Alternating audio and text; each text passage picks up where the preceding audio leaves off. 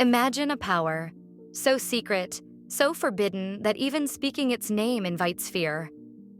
Across cultures, continents, and centuries, black magic, also called dark magic, jadoo tona or Sihr, has been whispered about in alleyways, blamed for tragedies, and feared by entire generations. But what exactly is it? And why must it be avoided at all costs? Black magic is the deliberate use of supernatural powers to harm, control, or manipulate others. Unlike white or healing magic, which is rooted in prayer, blessings, or natural rituals, black magic crosses the line of nature and morality. It's not spirituality, it's spiritual violence. It appears in ancient Egyptian texts, Hindu scriptures, Islamic warnings, African tribal myths, and medieval European grimoires. Every culture has its version, and every culture has tried to warn us. Let's return to the darkest corners of medieval Europe. In 1487, a book called Malleus Maleficarum, The Hammer of Witches, swept across the continent. It claimed to expose women using black magic to cause storms, disease, and even murder. It was used as a legal handbook, justifying mass executions. Thousands of women were burned, drowned, or tortured, many with no evidence. But behind the hysteria was something deeper, a fear that some really were meddling with forces beyond human control. In truth, some alchemists and occultists experimented with spells and incantations, but they couldn't control what they called. As fear grew, justice turned into genocide, all in the name of fighting darkness. Now shift east to the Islamic world. In Islam, black magic, or Sihr, is one of the greatest sins. It's not entertainment. It's not fiction. It's real and forbidden. In Surah Al-Baqarah 2102, the Quran warns of people learning magic from devils in Babylon. But neither of these two taught anyone until they had said, "We are only a trial, so do not disbelieve." Even Prophet Muhammad, PBUH, the most protected man on earth, was once afflicted by black magic. He suffered days of weakness until verses from Allah revealed the cure. It took divine knowledge to break the spell. This wasn't just a lesson in healing, it was a warning. If it can target him, it can target anyone. And the only shield is faith. Now look to South Asia, India, and Nepal. In remote villages, tantrics and ojhas claim to control spirits and curses. Sometimes for healing, other times for vengeance. In 2013, a case shook Maharashtra, India. A young woman was buried alive during a black magic ritual. The purpose? A sacrifice of innocence, to summon wealth. The man responsible? A respected businessman.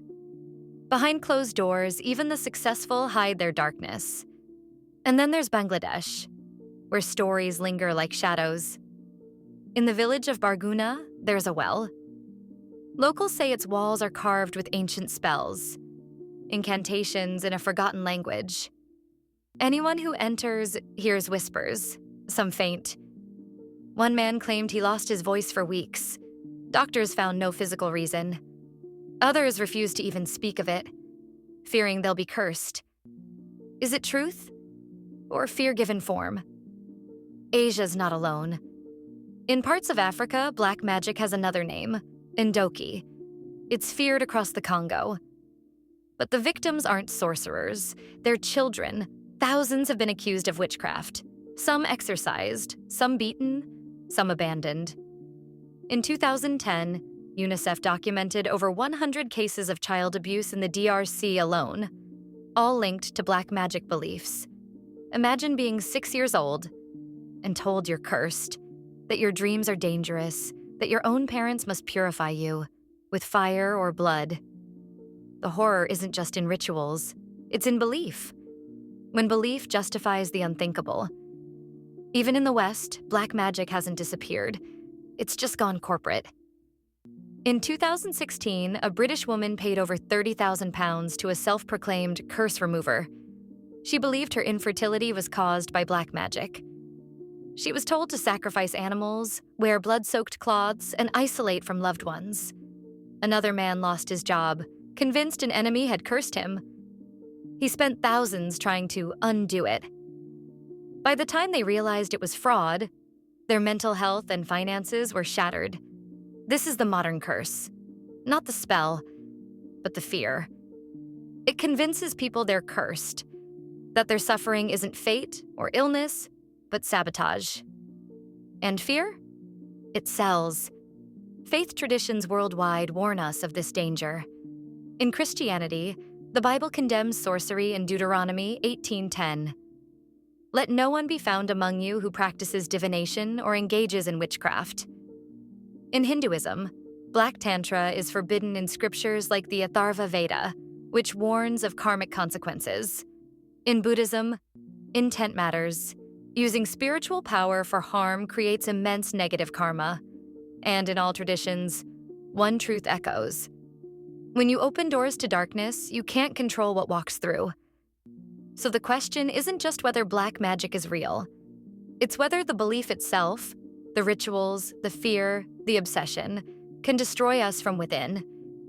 Because every story we've told is real. Every victim had a name. Every ritual had a price. And every warning has been ignored. So why do people still turn to black magic?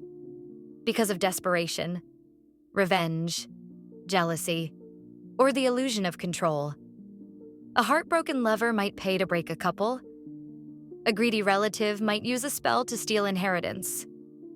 A struggling student might seek shortcuts. But black magic doesn't just harm the target.